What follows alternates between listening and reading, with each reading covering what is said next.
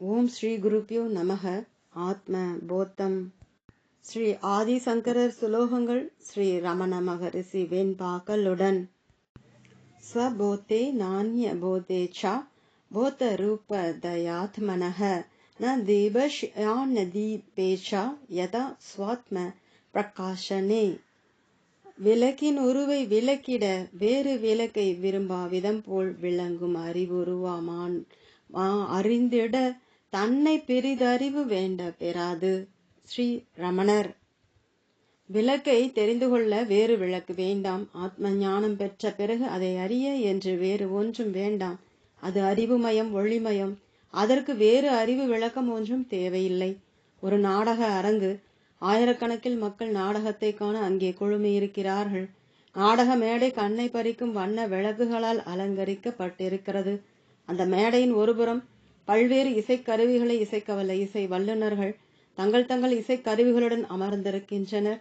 திடீரென்று திரை அகழுகிறது. நடிகர்கள் நேர்த்தியான உடையில் மேடையில் தோன்றுகிறார்கள். பல்வேறு நடிகர்கள் அடுக்கடுக்காய் வரும் காட்சிகளில் திறம்பட நடித்து பார்ப்போரது பாராட்டை பெறுகின்றனர். ஒருபுறம் அந்த நாடகத்தின் டைரக்டர் அந்த நாடகத்தை டைரக்ட் செய்து கொண்டிருக்கிறார். நாடகம் முடிகிறது. அட்கட்கூட்டம் களைகிறது. நடிகர்கள் சென்று விடுகிறார்கள். அந்த நாடக அரங்கில் இப்பொழுது ஒருவரும் இல்லை. ஆனால் நாடகத்திற்கு முன்பும் நாடகத்தின் இடையிலும் எந்த விளக்குகள் அந்த மேடையில் பிரகாசித்துக் கொண்டிருந்தனவோ, எந்த விளக்குகளின் ஒளியில் அந்த நாடகம் நிகழ்கிறதோ, அந்த விளக்குகள் நாடகம் முடிந்து மக்கள் அனைவரும் கலைந்து போன பின்பும் பிரகாசித்துக் கொண்டிருக்கின்றன.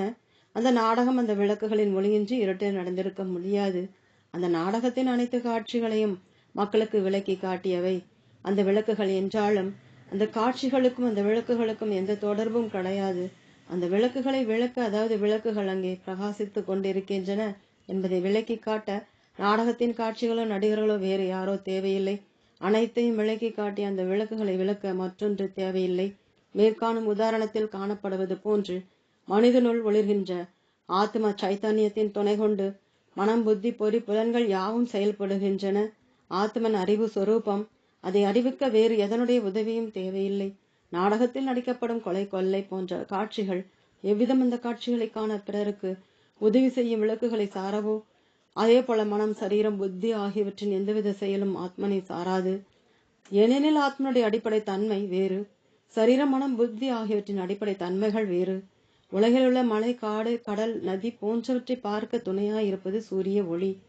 சூரியனுடைய பிரகாசத்தில் ஏனைய அனைத்தும் கட்புலனாகின்றன.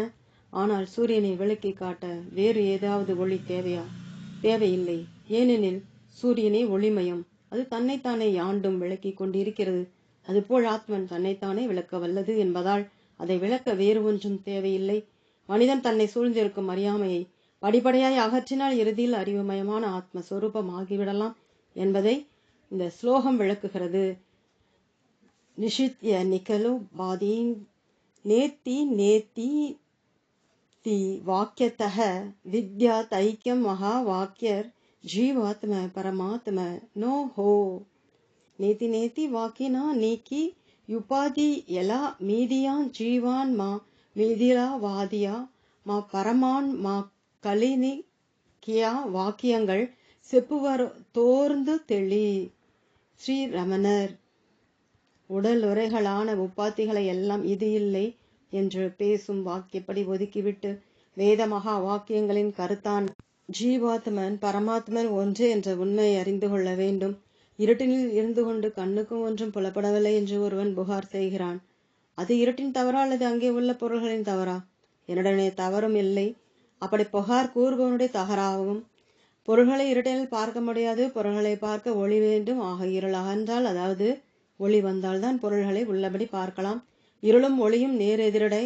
பொருள்களை பார்ப்பதற்கு தடையாயிருந்த இருள் நீங்குகின்ற பொழுது அல்லது நீக்கப்படுகின்ற பொழுது உள்ளது உள்ளபடி தோன்றுகிறது. ஜீவன் உண்மையில் பரமாத்ம சொரூபம்தான். ஆனால் அந்த உண்மையை மறைக்கின்ற விதத்தில் மனிதனிடத்தில் அறியாமையாகிய பல திரைகள் இருக்கின்றன. அந்த திரைகளை படிப்படியாக ஒவ்வொன்றாக அகற்றினால் இறுதியில் அறியாமை அறவே அகன்று உண்மை அறிவு கிட்டும்.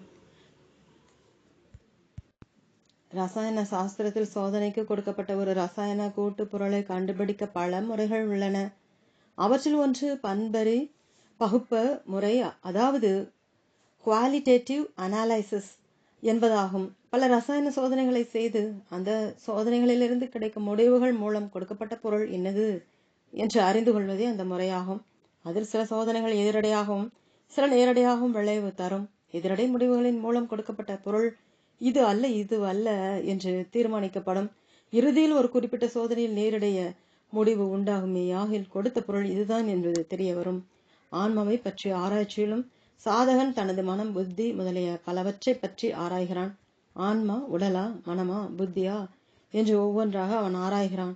அந்த ஆராய்ச்சிகளின் பொழுது அவனுக்கு எதிரடை முடிவுகள் கிடைக்கின்றன. எனவே ஆன்மா உடல் அல்ல, மனம் அல்ல, புத்தி அல்ல என்று நீக்கி விடுகிறான். இவ்விதம் அனைத்தையும் நீக்கி இது அல்ல என்று நீக்கிவிட்ட பிறகு இறுதியில் எஞ்சுவது ஆன்மாதான். அந்த நிலையில் தானே ஆத்ம சொரூபம், அதாவது தானே ஆத்மா, ஆன்மாவே நான் என்ற அறிவு கிட்டுகிறது. அந்த நிலையில் ஜீவாத்ம பரமாத்ம ஐக்கியம் ஏற்படுகிறது. அதுவே அனைத்திலும் உயர்ந்த நிலை. அந்த நிலையை அடைந்தவன் ஆத்ம ஞானி அல்லது பிரம்ம ஞானி எனப்படுகின்றான். அவனே பிறர்க்கரிய பெருநிலையை அடைந்தவன். வேதங்களில் காணப்படும் ஆத்மனை பற்றிய விரிவான ஆராய்ச்சிகளின் தொகுப்பாக 4 மகா வாக்கியங்கள் அமைகின்றன. அவற்றை பற்றி சிறு விளக்கத்தை கீழே காண்போம். மகா வாக்கியங்கள் 4 அவையாவன: 1 பிரஜானம் பிரம்ம, சுத்த ஞானமே பிரம்மம். 2 தத்துவம் அசி, நீ அதுவாக இருக்கிறாய். 3 அயம் ஆத்மா பிரம்ம, இந்த ஆத்மா பிரம்மமே. 4 அகம் பிரம்மாஸ்மி, நான் பிரம்மமாக இருக்கிறேன். வேதங்கள் 4, அவற்றில் காணப்படும் வாக்கியங்கள் அனைத்துமே மகா வாக்கியங்கள் தான். இருப்பினும் ஒவ்வொரு வேதத்திலிருந்தும் ஒவ்வொரு வாக்கியத்தை பொறுக்கி எடுத்து அவற்றை வேதங்களின் சாரமாக 4 மகா வாக்கியங்கள் என குறிப்பிடுகின்றார்கள். அவற்றின் பொருள் மேலே சொல்லியுள்ளது. முதலாவது மகா வாக்கியம் பிரஜானம் பிரம்ம என்பதாகும். இது ரிக்வேதத்தில் ஐத்ரேய உபனிடதத்தில் காணப்படுகிறது. மேலாம் பரம்பொருளை பற்றிய ஒரு சுருக்கமான விளக்கத்தை இந்த மகா வாக்கியம் தருகிறது. எல்லா ஜீவராசிகளிலும் பொதுவாக இருப்பது உணர்வு. தனி மனிதனிடம் இருக்கும் உணர்வாகிய ஆத்மனும் இயற்கை அனைத்திற்கும் அடிப்படையாய் அமையும் பேருணர்வான பிரம்மமும் ஒன்றே என்பது இதன் கருத்து. அதாவது தன்னை ஒருவன் உணர்ந்தால் அவன் பிரம்மத்தை உணர்ந்தவனாகிறான் என்று இந்த மகா வாக்கியம் கூறுகிறது. இரண்டாவது மகா வாக்கியம் தத்துவம் அசி.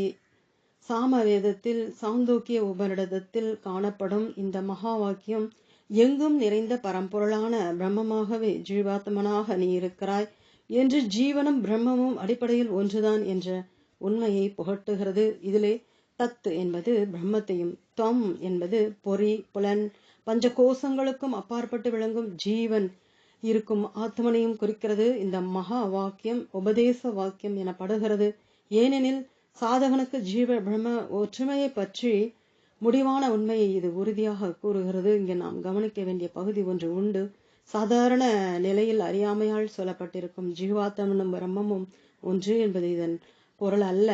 அறியாமை அகன்ற ஜீவனும் பிரம்மமும் ஒன்று என்பதே அதன் கருத்து. அயம் ஆத்மா பிரம்ம என்பது அதர்வண வேதத்தில் மாண்டூக்கிய உபநிடதத்தில் வருகின்ற மகா வாக்கியம் ஆகும். இது அபியாச வாக்கியம் எனப்படுகிறது. அயம் ஆத்மா என்பது நம்முள்ளிருக்கும் ஆத்மன் என பொருள்படுகிறது. நம்மை உயிர்ப்பிக்கும் ஆத்ம சக்தியே அண்டத்தை எல்லாம் உயிர்ப்பிக்கும் பிரம்ம சக்தியாகவும் விளங்குகிறது. சாதகன் இடைவிடாது தான் உண்மையில் பிரம்மமே என்பதை நினைவில் இருத்த வேண்டும் என்பது இந்த மகா வாக்கியத்தின் உட்பொருள். அகம் பிரம்மாஸ்மி என்ற 4வது மகா வாக்கியம் யஜூர் வேதத்தில் பிரகதாரண்யக உபநிடதத்தில் காணப்படுகிறது. இது அனுபவ வாக்கியம் எனப்படுகிறது. பல்வேறு கடினமான பயிற்சிகளின் இறுதியில் பெருநிலையை அடைந்த சாதகன் தானே பிரம்மம் என உணர்கின்றான். இந்த மகா வாக்கியங்களின் மூலம் ஜீவாத்மன் உடல் அல்ல, மனம் அல்ல, புத்தி அல்ல, பஞ்சகோசங்கள் அல்ல, இன்னும் இவை போன்ற எந்த விதமான உபாத்திகளும் அல்ல. இவற்றையெல்லாம் தாண்டி, ஆனால் இவை அனைத்திற்கும் அடிப்படையாக அமையும் ஆத்ம சொரூபமே அது. அந்த ஆத்மாதான் எல்லாவற்றினுள்ளும் இயங்குகிறது. அதுவே பரமாத்மன் என்று வேதாந்த சாரம் புகட்டுகிறது. தொடரும்.